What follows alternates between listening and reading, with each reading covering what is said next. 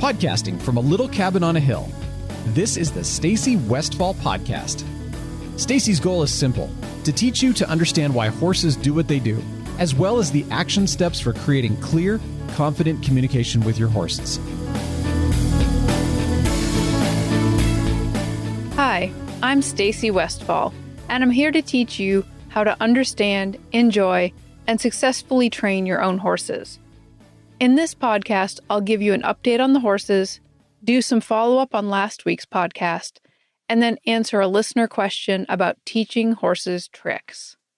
In the barn, there's nothing really exciting to report on. I guess the most exciting thing might be that the mares are all starting to cycle, which means that they're transitional in their cycles, which means they're kind of friendly, but they're kind of not. And last year, this proved to be a dangerous time of year for Presto, who couldn't quite figure out why the mares were friendly one day and then really not friendly the next day.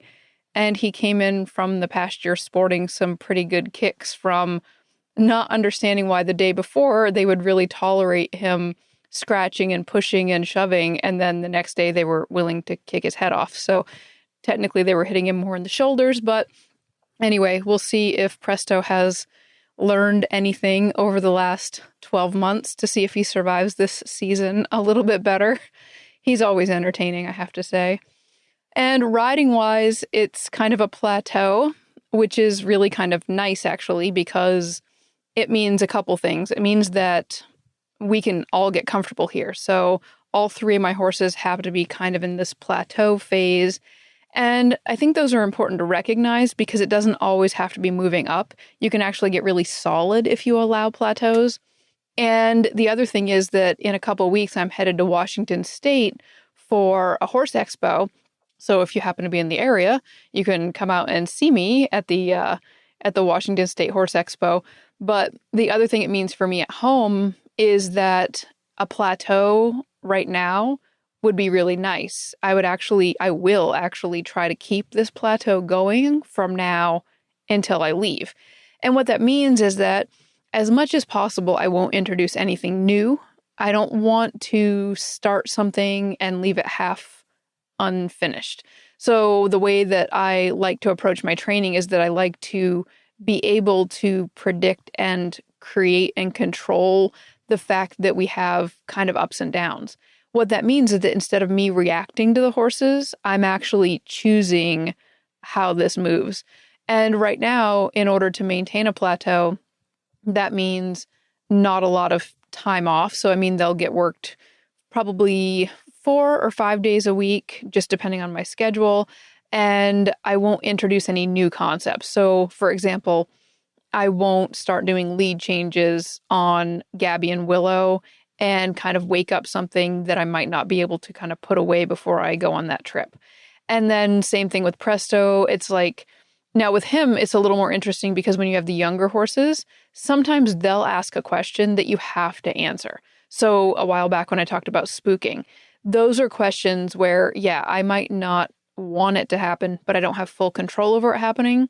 But what this means is I won't introduce any major new concepts to Presto, and I'll keep it kind of, this medium. So it's not such light work that he's more likely to be fresh and ask fresh kind of questions.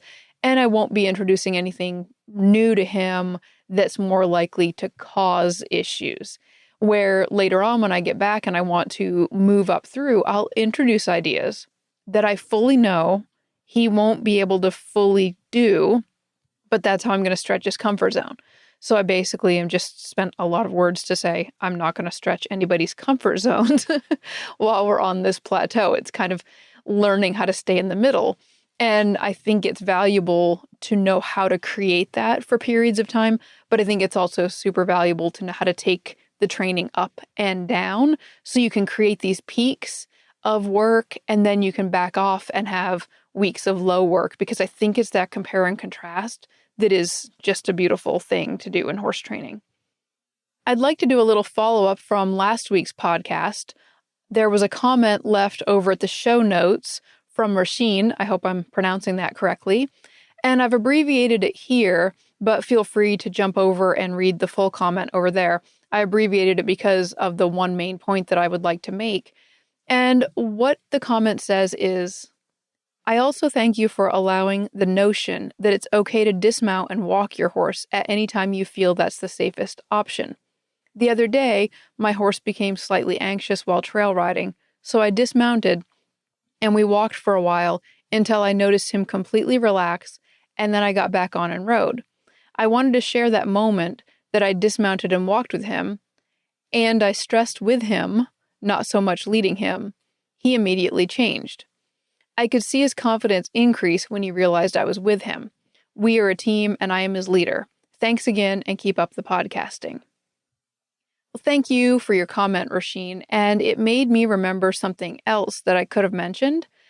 For anybody who is worried about dismounting becoming a reward for nervousness or poor behavior in your horse, I think this is the answer. Dismount more often. So I think a lot of times this is what people do. They think in their mind, if my horse is acting up a little bit, I proposed the idea of like dismounting at a 15% drop last week. So if the horse is acting up a little bit, you're afraid to get off because you're afraid you'll reward that problem.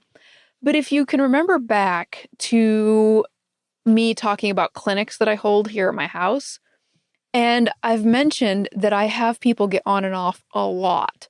I bet if I timed it, they're probably on for 15 or 20 minutes and then off. And sometimes they're on for 7 minutes and then off. But they're on and off a lot. It's like a workout, just on and off. And there are all kinds of reasons for that.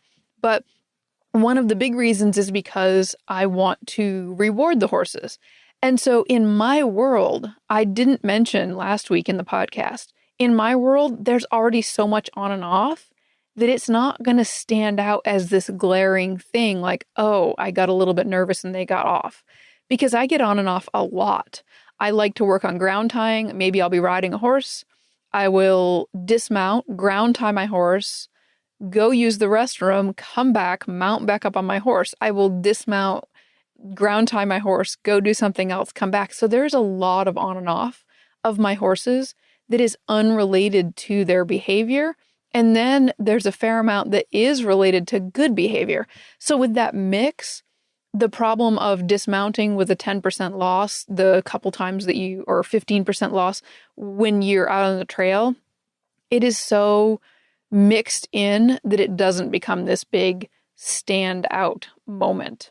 And the other thing that this made me remember when I was reading this comment is that you might have heard me talk last year that I was doing some trail running with Willow, which meant that I would saddle up, get on, ride about 5 or 10 minutes out, dismount, and do like a walk-run program on my own 2 feet, leading her. And then when we would get to water, I would get on, ride across the water, get off. And it was really funny to see Willow's reaction to that the first few times that I did it, because she was like, this is really weird. And that made me remember that when we first moved here, Jesse and I left for a trail ride because we lived behind a state park, all kinds of trails. And we left for a trail ride at probably 2 p.m. And it was in the summer.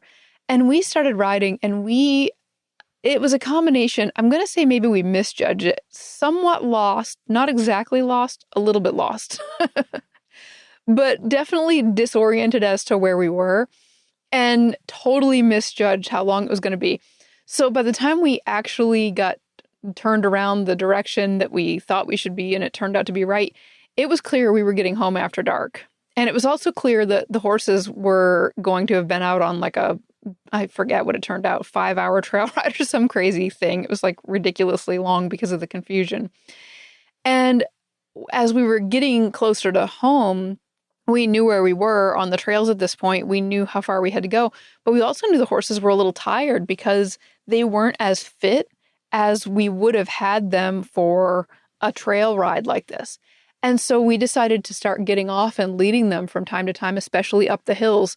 And these were 2 older horses that were more seasoned and had been around the block. And it was really funny. I'm not kidding you. When we got off and led them up the really steep hill that's out back here, I think if you could have done a little cartoon of their jaws like hanging, and it wasn't just, you would stop and you'd be catching your breath because, you'd walked, I don't know, 100 feet up this hill that was like really steep, and you'd stop and be catching your breath, and the horse was catching, like they're both mares, they were catching their breath and they're looking at you like, what are you doing? This is the strangest thing. And it was really funny. But this was several years ago, and it just really drove home that idea that it's like these horses are experiencing things with us, and they're definitely having thoughts about, about work and about what this means. And horses have all kinds of different thoughts about what's going on. And for sure, if you want to surprise your horse, and this is not part of your normal routine, go out for a ride and dismount and lead them, because it's worth the look on their face. They're kind of funny. But what I'd like to transition into now is answering a question that came in over on my voicemail line that you can access on my website. This is a question from Sarah. Hi, Stacy. It's Sarah from Ontario again. Thank you for answering my last question.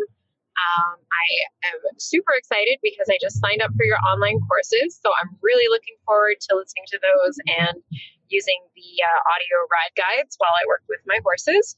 My question for you is, I've heard mixed messages about teaching tricks to your horses. So things like bowing or laying down or rearing up intentionally, or, the types of tricks you think of when you think of Western movies. And I'm just wondering if it is true or false, whether teaching those types of things to your horses is good for them or bad for them, or if it interferes with their training in other ways, or are there ways you can do it that are better and more appropriate, or are there certain tricks that are okay and certain tricks that you should avoid because they might encourage bad habits? Thank you again so much for all of the content, and it just gets me through the winter months in Canada when I can't do a lot of riding because of the snow and the darkness, and I can at least listen to the podcasts and now watch the videos. It has really helped me get through the winter. Thank you. Thank you for your question, Sarah. And I just had to smile when I was listening to it, because I'm going to answer it like this.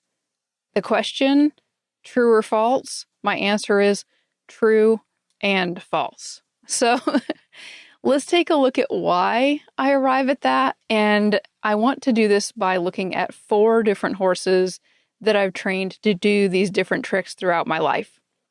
I've trained more horses than this, but I want to highlight 4 different horses. And another thing I want to highlight is the age I was at when I was dealing with some of this, because I think maybe experience more than age, but you'll see that because I start at age 6 in my examples, that age might be slightly related to experience, at least in that one. But just think about me at different ages and the different horses, and what you can hear ringing in these answers, where maybe the answer is that it could be true that it could possibly cause problems, and that it could be false that it could cause problems. And let's see how that plays out. The first horse that I want to talk about was my very first equine partner, and that would have been Misty, and I would have been age 6. And she came to me already knowing some tricks, and her number one trick was rearing. And this was trained. This was a trained cue trick that she would do, and she would rear on command. And when we got her, the first thing we were told was that we should never pull back on the reins and kick at the same time. That was her cue to rear. So of course, do you know exactly the first thing that a 6-year-old wants to do if you tell them they can't do that? Of course. But my mom was really, really good, and my mom really explained a lot of things, and she even taught us how to do the cue, so it wasn't a problem. So Misty had been passed around a lot from family to family because she did this trick, and when kids would do it, they could scare themselves. So my mom taught us how to do it and not scare ourselves. And really, even now, looking back as a professional and looking back, there's times when I look back at the first horse I owned, and it was a train wreck. There were all kinds of stuff that was going on that was dangerous and all kinds of interesting things that I can go back and I can remember all the mistakes. I have to say, looking back, that pony was so honest. She did not abuse this rearing trick, which is quite miraculous, actually, when you have a pony involved in this with kids. Anyway, so her rearing trick did cause problems, which it caused her to be passed from home to home because of the number of people that weren't equipped to handle this cue. And it was false because in the right hands, she was with us for the whole rest of her life. And so it was a great thing and she never abused it. And there were all kinds of fun memories that I have about her knowing this trick. So that's the first horse and the first example. Then we jump to me at age 22 and my first foal that I raised. So I had Misty, my pony, and then I had Bay. You'll never guess what color she was. That was my first horse. And I bred her once and I got Scrapper. And Scrapper went to college with me, which is a whole nother story, but he went to the University of Findlay with me. But at about the age of 22, I was 22 and he was around 3, I started teaching him to bow. But back then, I did bow with a carrot. So basically luring him down into a bow. So by luring him down into the bow, this requires a hungry horse and it requires that you can kind of almost kneel down in this awkward position to bring the horse's head down between their legs and down and underneath. But I'll tell you that, first of all, it never became a standalone cue that I could just, it never became a standalone trick that I could just cue because the cue was always the carrot. And if he had enough to, if he was satisfied from other treats or other things we'd done, he would be like, nah, don't feel like bowing. And that kind of left me with a non-bowing horse. But it also didn't cause any problems. So this half functional, half dysfunctional trick training didn't cause any problems because it was basically almost like, have you ever seen a horse do a carrot bend? Like maybe you'll have a chiropractor come and they'll say, ask the horse to bend around to the side, like back where your saddle would be, but lure them around with a carrot and they can stretch themselves that way. So that's called like a carrot bend. Basically, I was doing like a glorified bowing carrot bend. So no harm, no foul, no side effect except for horses trying to eat carrots between their legs. They're completely blind down there, so beware. There's just like flapping lips trying to grab for food. So that'd be my only caution there. Then we have me at age, it's funny because this is the one that has the least negative consequences and I can't remember the age. So this tells you that, the problems kind of help highlight things. So me somewhere around age 33, 34 and Popcorn, the horse that I won the Road to the Horse with, I taught him, I'm trying to think if there's any horse that has more tricks that I've trained at one spot, but I trained him to bow and to lie down and to sit and to do some different things like that. And really no real negative consequences there. There's a time period when you're teaching them to bow in particular that I always said that when I'm teaching one to bow, maybe have the farrier do their work and then begin your bowing training. Because depending on the horse, I've taught a lot of horses to bow. Sometimes some of them will get this idea that you pick up their foot, they can bow. It is very tiny window. It's like a little tiny question. And if you answer it with no, it goes away really quickly. But if I were going to try to come up with some kind of a problem that could happen, there's a little bit of a glitch that can happen there if you pick up their foot and they think a little bit about laying down or bowing, because the way I teach the lay down is completely different, so it doesn't get triggered. But he never really caused any kind of problems, and he's a really smart horse, and he never picked up and did anything with that. So I don't know. Oh, that reminds me, because in this list was sitting. So actually, when I rewind, so it would have been me between the ages of, I was probably, let's just say that maybe I was 8 or 9. I wasn't very old. My friend and I used to ride, and she had a young gelding that was just really quiet. And I'm from Maine, and the snow had been plowed up, and we were riding in the driveway because there was nowhere else to ride. And we were messing around, and she was backing up her horse. And she backed it up and accidentally, without thinking, backed it kind of into a snowbank. And this is like, we're talking like a decent sized snowbank. So it actually would get that C shape of the snowplow pushed into it. And it happened to make him sit down because he kind of just pushed his hocks up underneath and sat down. And he was super quiet. And of course, 2 little girls, we just cracked up and we thought it was funny. And he was like, okay, they like it. So the horse stood up and I'm like, do that again. And so she backed him up again. Well, by the time we hit summertime, you could get any kind of a ditch. You could just back up, and when he would bump into something like that, he would just sit down. So technically, we taught the sit down at a really early age, just playing around with horses way back then.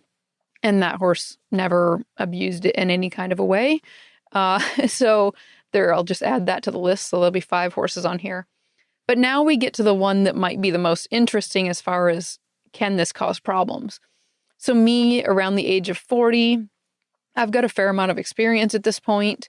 And Newt, if you've been on my YouTube channel, in the video where I'm riding to Starbucks, it's one of my favorite videos. I think it was really fun. It's on my YouTube channel, and I'm navigating on the way to Starbucks while riding my horse. Newt is the horse that is in that Starbucks video. And it was interesting because I decided to teach him some tricks while we were out on the road. So we'd sold our house, we were driving around, and I was teaching him some different tricks. And I taught him to lie down. And it was kind of interesting because my husband's a professional trainer also. And I was teaching Newt, and Jesse said, I don't know if you should teach him that. You know, he might just do it, and that could be really inconvenient when you were showing him. And I said, oh, no, that's not a problem. You know, I've taught this all kinds of different times, and it's not a problem. So, of course, you know how the story ends, right? So I taught him to lie down, and the way that I do it, I teach them to bring all of their feet. I teach them to bring their back feet up close to their front feet and drop their head down, and that brings them into a position that's very close to what they would do when they're in the pasture to lie down. And so I keep bringing them into this position, and I teach them to lie down like that. So he had it, and it was in this, I'm going to say that whenever you teach a trick, it's not that different than teaching a dog a trick. When you teach a trick, there's this window where they kind of want to give that answer more frequently than normal. And technically, even when you go back, when I think about raising my kids, there's that same window when you're teaching kids different things. Like it's fresh on the top of their mind. So Newt was very well trained at this point, had been shown in reining and all this stuff. And I happened to be teaching him to lie down on cue from the ground only, because this was the deal I made with my husband. I'm like, he won't ever transition over because I'm not going to cue it from on his back. I'm just going to cue it from on the ground because I might sell this horse someday and I don't need him, like you're saying, like accidentally just lying down. So I train him, and I'm out riding him one day, and we're still within that window of it being new enough that it must be on their minds more. And this is kind of interesting. Follow along. I'm sitting on his back. I've never cued this from his back before. And my cue, just to make it a little more clear, my cue to lie down is literally tapping the middle of the bottom of their belly. It was the furthest thing I thought you could ever touch when riding. So I thought if I tap them underneath the belly and teach them the cue from under here, there's no chance this is going to be triggered. So I'm riding him and I'm practicing reining. And I asked him to do a left lead departure. And so if you can picture me sitting on a reining horse and I'm standing like in the middle of the pen, middle of the show arena, I'm practicing at home, and I'm pretending I'm going to move his hip. I'm going to move his hip to the left. I'm going to take the left lead. I move his hip to the left, and the reins are very loose, so he can do whatever he wants with his head. And he would put his head down a little bit lower, and he's kind of prepared. So he's got his head a little bit lower. I move his hip over. Well, when I move that hip, I'm moving the hip over, but up underneath a little bit too at the same time. And I'm doing this just with leg cues. And I'm moving him forward and up like that because he needs to feel like a little ball of energy like you shake up a can of soda or pop or soda pop. You shake up this can and you need this energy ready to go as soon as you cue for the lope because he's standing still and he needs to go from a standstill to a lope. Well, this physically has him kind of bring his hind end up underneath him and kind of ball up like this. And because he's on a loose rein and he's choosing to put his head down, yeah, guess who decided to fill in the dots on his own, fill in the blanks on his own at this moment.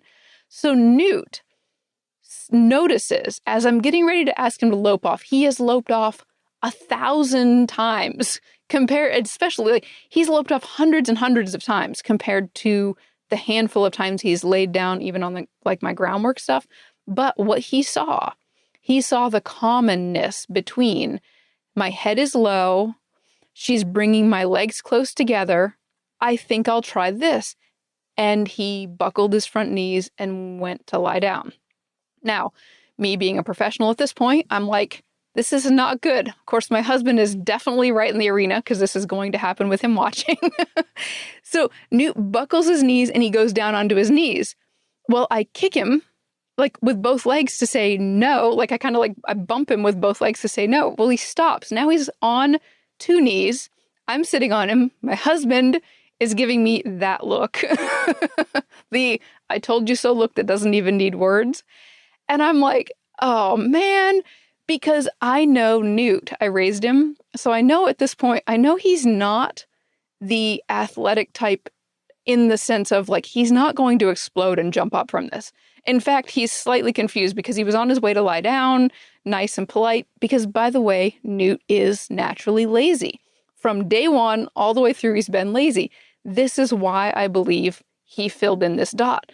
Because let's take Popcorn, who knows the same exact stuff and does all the same stuff, never tried this, but Popcorn is not lazy. I think Newt was like, I've been learning the coolest trick ever, which is the laziest trick ever, which is like lie down and eat treats. And so Newt saw the similarities and he was like, yes, this is everything I've ever wanted when being ridden.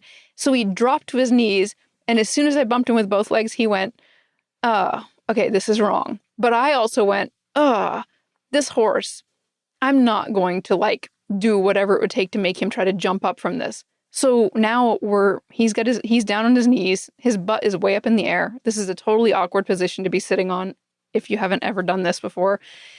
So I step off knowing that this is like, maybe this is not a good time to be dismounting from your horse, but I step off and then I ask him to move forward, cluck, move him forward, step right back on, knowing that there's a 99% chance of what's about to come next. And it does. So I step off, I mount up, I set up the exact same cue system again, because it's very important to me that we answer this question right now. So I set up exactly the same cue system, but this time I'm prepared and I feel that kind of buckly motion and I just go bump, bump, bump, bump, bump. Like, I call it Woody Woodpecker, but my husband informed me that this is too old of a reference anymore. So everybody knows what a woodpecker is, right? So sometimes when I'm kicking my horses or what I call bumping, it's just like a quick bump, bump, bump, bump, bump. And it's this quick enough that it is very clear to them that it's not correct, but it's not harsh. It doesn't have to be super hard. It just has to be very quick, quick, quick. So I go bump, bump, bump, bump, bump, and he's slightly confused, but he hasn't actually started to buckle and go down. And we trot forward, and I literally set the same thing up 4 or 5 times in a row. I would push his hip over. He always naturally dropped his head down. He would drop it down. I would feel just the tiniest thought. Like, let's say that it was well, obviously the first time it was 100% thought. That's how we ended up on his knees. And then like the second time, let's say it was it got to like 75% thought, because he was like, I'm really confident that this should be, I really want this to be the answer. But I went bump, bump, bump, bump, bump and trotted him forward. Well, then the next time I move his hip over, and it's a pretty big jump down because I answered the question so quickly. Maybe it was like a 40% thought, like there was just a little bit more of a hitch in the thought about moving forward than what was normal. So I bump, bump, bump. And then he then the next time I ask him, maybe there was only like a 10% thought of it, and I bump. And then I just stay aware. So this is how I quickly answer the question to the horse that, no, this is not what I want. So it wasn't harsh, it wasn't mean, but I did trigger it in quick succession over and over again, just to be able to say, here's the question, no, that's the wrong answer. Here's the question, no, that's the wrong answer. Here's the question, no, that's the wrong answer. And I did not stop doing my groundwork bowing, because at this point I was like, we might as well finish this both places, or lying down, sorry. And so I kept doing that on the ground. I just made it really clear to him that no, that was not the answer on the back. And then actually months later, I did transition it to an on the back lie down cue also. And it was never a problem ever again. And I did eventually sell him. And the lady that owns him now, Molly owns him now, and she's never had a problem. And he's been ridden by other people, and he gives trail rides to little kids, and he does all this stuff, and it's never an issue. So, moral of the story, it's true and false. And for sure, part of it that can be true is there is a window of time in there when there's a bigger chance for it to be an issue. And in that window of time, you could cause a problem. So, for example, with Newt and the lie down, if I hadn't answered that, if I had gotten off and I hadn't answered that question right away, that could have become a thing, which makes me remember when I was in college. When I was in college, I saw someone accidentally teach their horse to lie down because there's a window of time when you're teaching them to spin that they can get dizzy. And they can get dizzy just like ballerinas can get dizzy or anything else. And so this horse got dizzy, and you don't notice they're dizzy when they're spinning. You don't notice it till you say, whoa, and they stop. Well, this horse was spinning. The young lady said, whoa, the horse stopped. And then it just kind of politely laid down. And it was kind of really funny because most horses don't have that thought. A lot of times they kind of stagger a little bit and they get through this really quickly. Well, this one laid down. Well, of course, everyone in the arena cracked up because this is a very unusual set of circumstances. But everybody cracked up, and the horse recovered, and the horse got up.